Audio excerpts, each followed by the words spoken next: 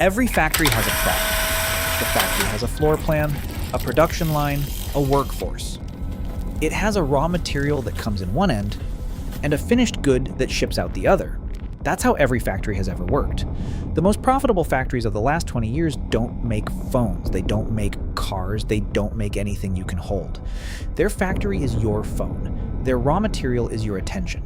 And their finished product, the thing they ship out the other end to paying customers, is a detailed profile of everything you do, want, fear, and intend to buy. The app was free to download. The deal was never free. Here's the thing that never gets explained. When a business offers something for free, it is not being generous. It is operating a business model. The question is just, what is the actual product and who is actually paying for it? For most free apps, there are 3 revenue lines. The first is advertising, showing you ads targeted to your profile. The second is data licensing, selling aggregated or anonymized behavioral data to third parties. The third is what's called the freemium model. The free version exists specifically to funnel you toward a paid upgrade, usually by making the free version just frustrating enough. Advertising alone is enormous. The global digital advertising market passed $600 billion in 2024. Most of that money flows through a small number of platforms. And the reason those platforms can charge what they charge is simple. Their targeting is extraordinarily precise. An advertiser doesn't pay for impressions on just anyone. They pay for impressions on a 28-year-old with a history of searching for running shoes, who lives in a city, who has recently been near a sports retail store, whose purchase pattern suggests they buy premium rather than budget, and who is currently in the consideration phase of a buying decision. That level of precision requires data. Specific, continuous, behavioral data, which is what the free app was quietly collecting. And here's the part that most explanations skip over. You are not the target customer for this transaction, you are the supply chain. The advertiser is the customer. They're the one writing the check. The app is the intermediary. It took your attention in, refined it into a profile, and sold access to that profile upstream. You never saw the transaction. You weren't supposed to. The common assumption is that apps collect the obvious things. Location, maybe what you search. Browsing history if it's a browser. The reality is more layered. Location is the most invasive because it doesn't just tell an app where you are, it tells them where you've been, how long you stayed, how often you return. From that pattern, you can infer your workplace, your home, your gym, the hospital you visited once, the AA meeting you went to every Thursday at 7 p.m. Location history is essentially a diary of your life, reconstructed silently. App usage patterns tell a different story. How long you spend in a dating app versus a banking app.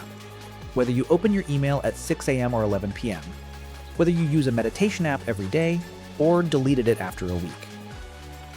These microsignals get aggregated into a behavioral fingerprint. Not who you say you are, but how you actually move through the day. Purchase intent signals are collected even without a purchase. You viewed a product page for 4 seconds, scrolled back to it, and left without buying. That hesitation is data. It signals you're in the consideration phase. It goes into your profile. That profile gets sold to companies specifically targeting people in that phase. And then there is the category that almost nobody talks about, inferred data. The things the app concludes about you from the raw signals, not things you explicitly told it. Your scrolling behavior on a news app, which stories you finish, which you skip, can predict your political lean with reasonable accuracy. Your app usage timing patterns can suggest whether you work shifts, whether you have young children, whether you're going through a period of insomnia. Your location patterns near healthcare facilities can flag potential health conditions. None of that is data you submitted. All of it becomes part of your profile.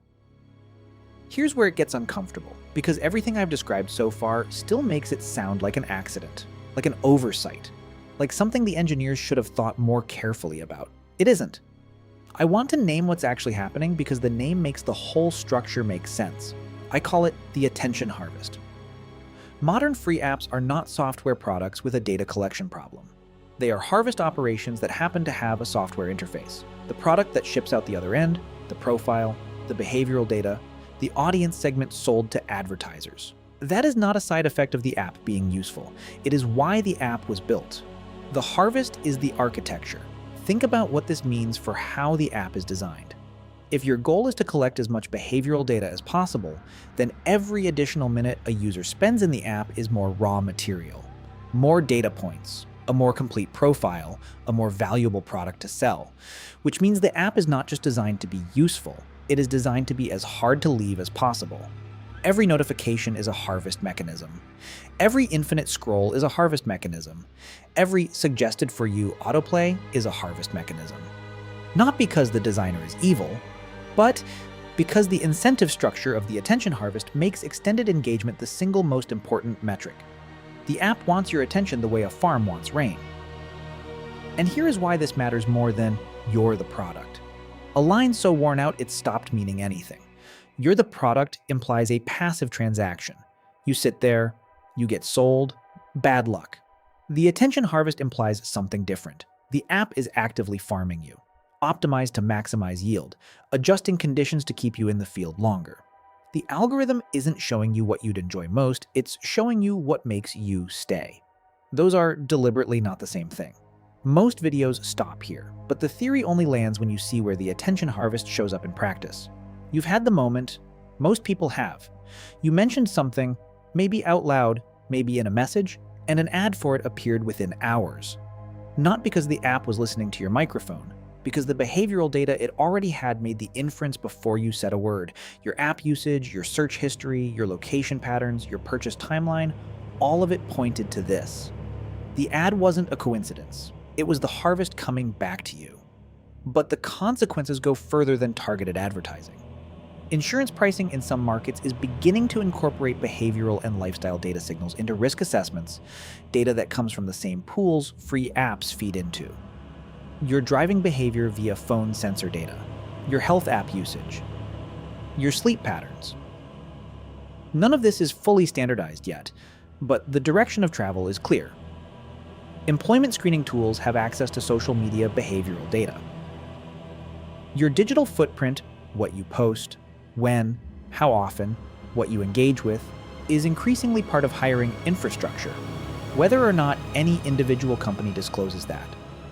The gap between "this app collected my data" and "this has real-world consequences" is closing. And the people still inside the assumption that free means free, they're the ones who never see it coming. Here is what I want to be clear about before we close. This is not an argument to delete everything and go offline.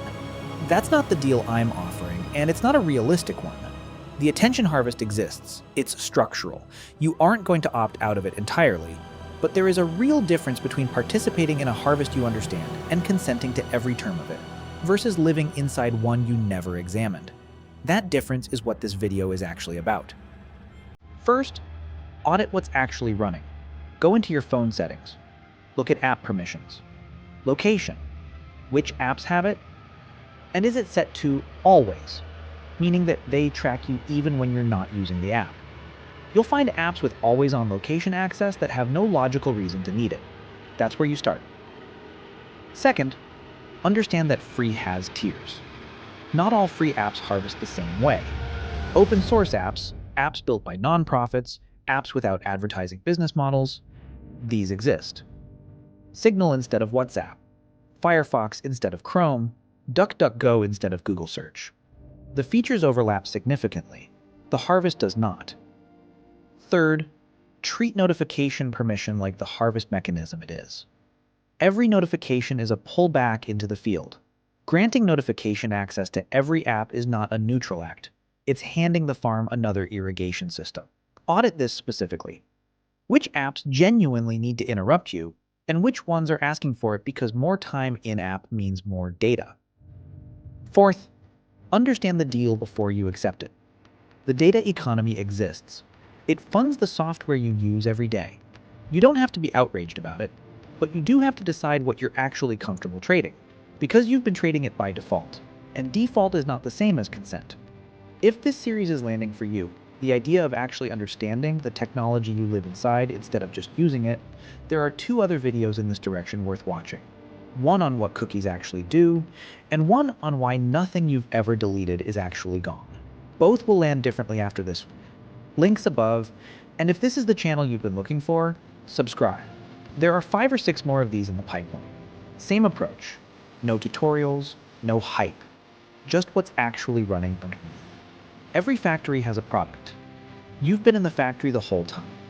You know the attention harvest now, the design logic that made extended engagement the goal, that made the notification a mechanism, that made the feed a field. Not malicious, structural. Built before you arrived, running while you use it, optimized to maximize yield every time you open an app. You can still use the apps, you just know the deal now. Here's what I want to know.